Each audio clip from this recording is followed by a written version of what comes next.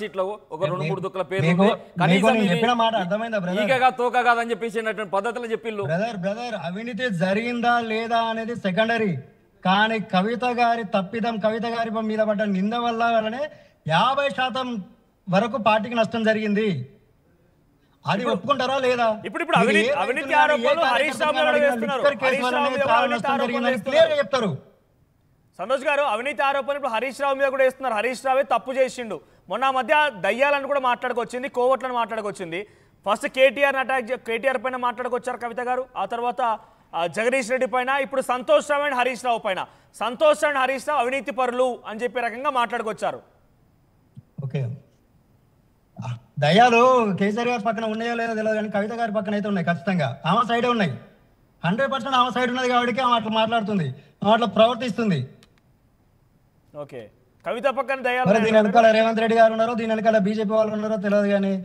కవిత గారి స్టెప్ మాత్రం 100% తప్పిదమే లేదు బట్ కవిత పక్కన దయ్యాలు ఉన్నాయంటారా మీరు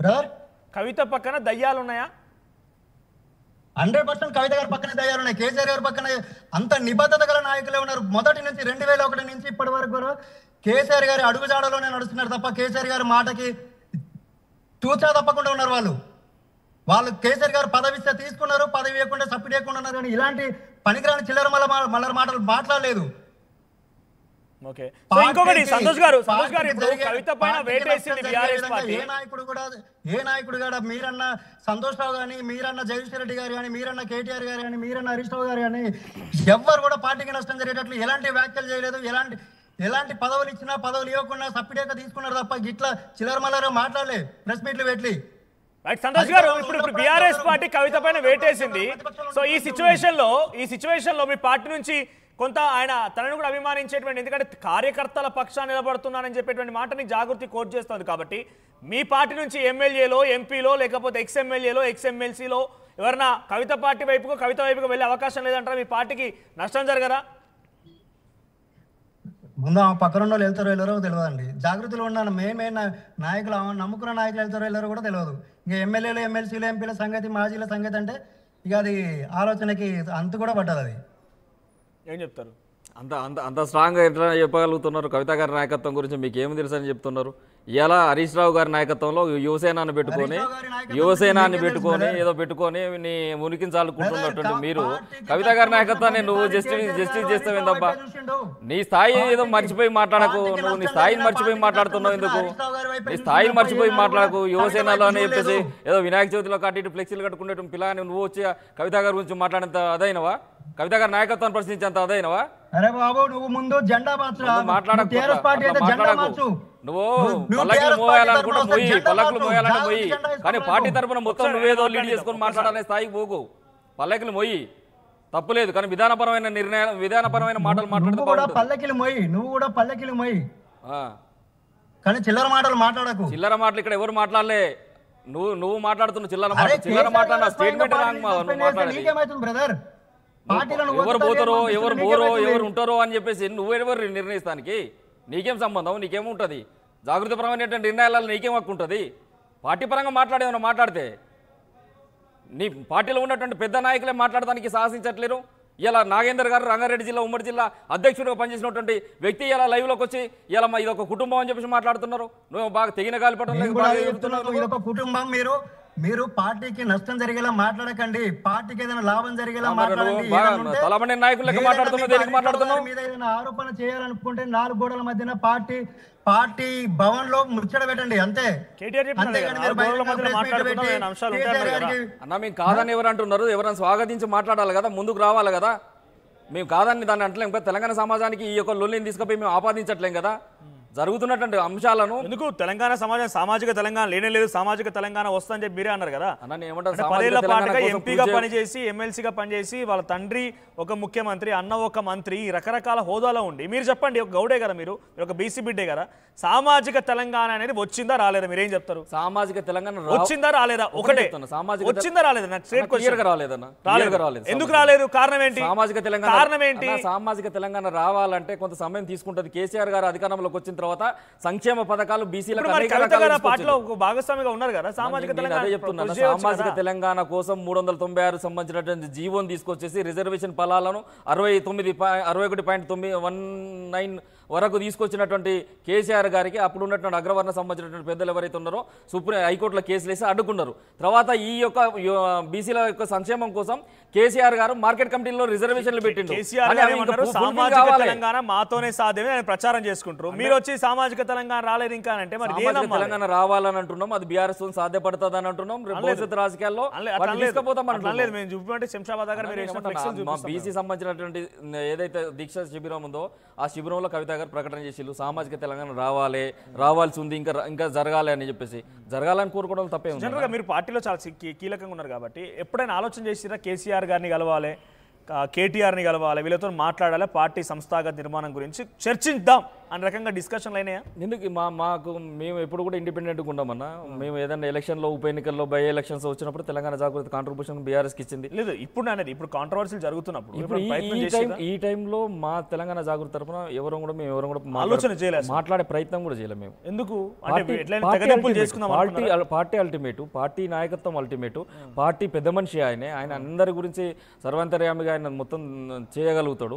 ఆ శక్తి ఆయన ఉన్నది. అక్కనొక్కరిని పిలుచుకొని మాట్లాడే పరిస్థితి ఉంటే ఇలా మేము ఖచ్చితంగా ఫామ్ హౌస్ పోయారు, కలిసి వచ్చిర్రు, కానీ దాన్ని కూడా ఏ రకంగా ట్రోల్ చేసి అనేటువంటి దానిపైన కదన్న మనం కేసు కవితను ట్రోల్ చేసేది. ఇప్పుడు కూడా మీకు లీక్ వచ్చిందా? ఫామ్ హౌస్ నుంచి వచ్చిందా? ఎక్కడి నుంచి వచ్చింది లీక్? కవితను సస్పెండ్ చేసి అని చెప్పేసి లీక్ వచ్చింది. లీక్ వీరులు ఉన్నారనే కదా, లీక్ వీరులు గ్రీక్ వీరులు. నేనేమంటాను, ఇప్పుడు మీరు పెట్టిన ఒక సమస్య కవిత గారు సస్పెండ్ అయ్యాలని చెప్పేసి వేటేసి అని చెప్పేసి అన్నారు. ఆ లీక్ ఎక్కడి నుంచి వచ్చింది? ఫామ్ హౌస్ నుంచి వస్తుంది. వాళ్ళు ప్రకటన లీక్ ఎట్లా అవుతుంది? ప్రపంచం మొత్తం తెలిసినాక లీక్ ఎట్లా అవుతుంది? మీకు ఈ విషయం గురించి చెప్పట్లే. ఏ సమస్యనైనా వీళ్ళు ఆ విధంగానే కేసీఆర్ చుట్టూ ఉన్నటువంటి వాళ్ళు చేస్తున్నారు. భాజపా నిన్న చెప్పారు కదా, సంతోష్ రావు గారు హరీష్ రావు గురించి లీక్ విషయంలో మాట్లాడలే. కేవలం అవినీతి మచ్చ గురించి జరిగినటువంటి సందర్భం గురించి హరీష్ రావు గారు పేరు తీసుకున్నారు తప్పితే లీక్ విషయంలో ఏ ఒక్క సమస్య కూడా హరీష్ రావుకు ఆపాదించి మాట్లాడలే. కేవలం సంతోష్ రావు గారు కూతుర్నే కేసీఆర్ పక్కన పెట్టి సంతోష్ రావు మాట వింటున్నాడని అంటే మీరు ఎట్లా నిర్దేశిస్తారు? నాకైతే అర్థమవుతలేదు ఈ విషయం. ఇప్పుడు జరగబోతున్నటువంటి పరిణామాలు దేవుడు ఎరగన్నట్టుగా రేపు ఏం జరుగుతుంది, రేపు సంస్థాగత నిర్మాణం జాగృతి ఏం చేసుకుంటుంది, జాగృతి సంస్థాగత నిర్మాణంతోనే బీఆర్ఎస్కి ఏం బలం అవుతుంది, ఏందనేటువంటి భవిష్యత్తు రాజకీయాలు అనేటువంటి నిర్ణయిస్తాయి. ఇప్పటికే మనం అనుకునేది కదగా. సార్ కూడా ఏం నిర్ణయిస్తాడో అంత ఈజీగా కవిత గారి పైన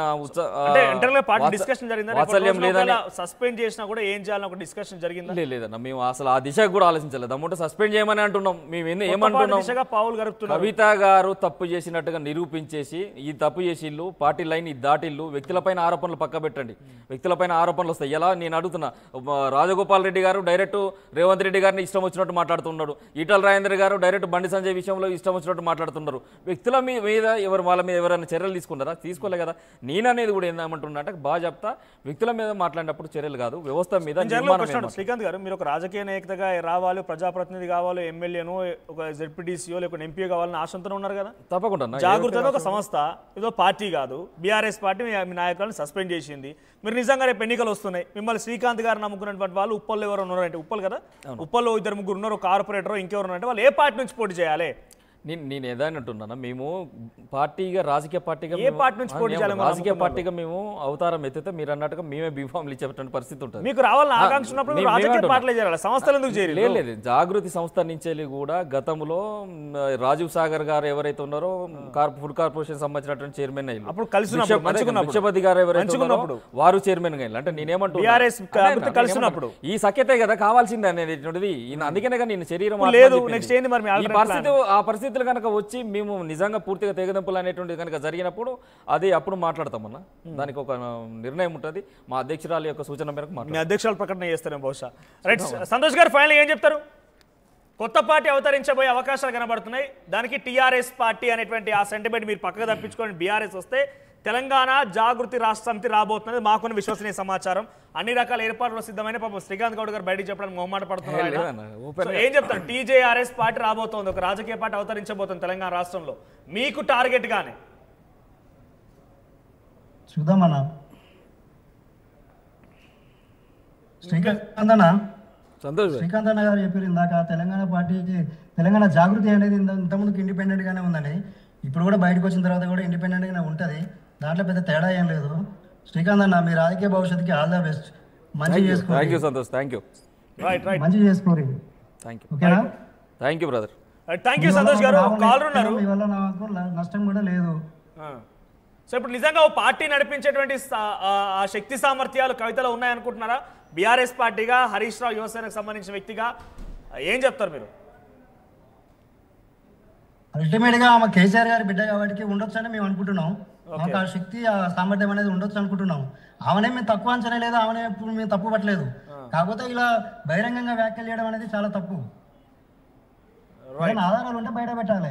ఆమె కూడా మా పార్టీ సభ్యురాలే కదా, నిన్నటి వరకు, ఈ రోజు వరకు, ఈ పొద్దు వరకు కూడా మా పార్టీ సభ్యురాలే. Right right thank you Santosh గారు.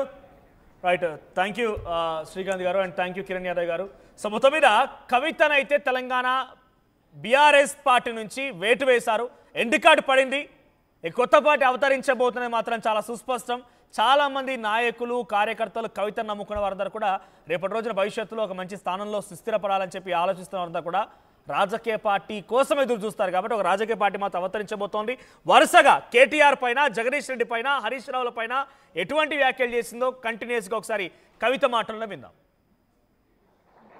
ఆయనను ఇవాళ నేను చాలా నిర్దిష్టమైన సమాచారంతో చెప్తున్నా. ఆ వ్యాఖ్యల వెనుక ఒక బీఆర్ఎస్ పెద్ద నాయకుడి హస్తం ఉన్నది. అందుకనే బీఆర్ఎస్ పార్టీ నాయకులు ఎవరు కూడా రియాక్ట్ కాలేదని చెప్పి నేను బలంగా నమ్ముతా ఉన్నాను. ఆ కుట్రలు చేసిన పెద్ద నాయకులు ఏమనుకుంటున్నారంటే, నా దగ్గర ఎవరో 10 మందిని పెట్టి నా దగ్గర జరిగే అంశాలు సమాచారం ఎప్పటికప్పుడు తీసుకుంటున్నామని చావు తెలివితేటలు ప్రదర్శిస్తున్నారు. కానీ ఆ బాగా పెద్దగా ఉన్న నాయకుడికి అర్థం కావాల్సింది ఏంటంటే, అక్కడేం జరుగుతుందో కూడా నాకు సమాచారం వస్తూనే ఉంటుంది. సో మీరు ఏ టైంలో ఎవరిని కలిశారు, నా మీద వ్యాఖ్యలు చేయడానికి మీరు ఎవరిని ప్రోత్సహించారు, మీరు ఎంత కింద స్థాయికి దిగజారి ఒక ఆడబిడ్డ మీద అటువంటి వ్యాఖ్యలు చేయించారు, ఇవన్నీ కూడా నేను చూస్తున్నా, గమనిస్తున్నా. నేను బలంగా కర్మ సిద్ధాంతాన్ని నమ్ముతున్నా. నేను మళ్ళీ చెప్తున్నా, ఇవాళ మీరు నన్ను ఒంటరి చేసి ఏదో చేయాలని అనుకోవచ్చు, నా మీద ఇటువంటి వ్యాఖ్యలు చేపించి శునకానందం పొందొచ్చు టెంపరీగా, కానీ దేవుడు అనేవాడు ఉన్నాడు. ఖచ్చితంగా అది మీకు తిరిగి కొట్టే సమయం వస్తుంది. ఒకటి. రెండు ఒక లిల్లీపుట్ నాయకుడు, నల్గొండలో బీఆర్ఎస్ పార్టీని నాశనం చేసిన ఒక లిల్లీపుట్ నాయకుడు ఆమెవరు ఈమెవరు అని మా గురించి మాట్లాడుతూ ఉన్నారంటే, మరి ఆయనకు ప్రోత్సాహం ఇస్తున్నది ఎవరో కూడా ప్రజలు ఆలోచించుకోవాలి. ఇవాళ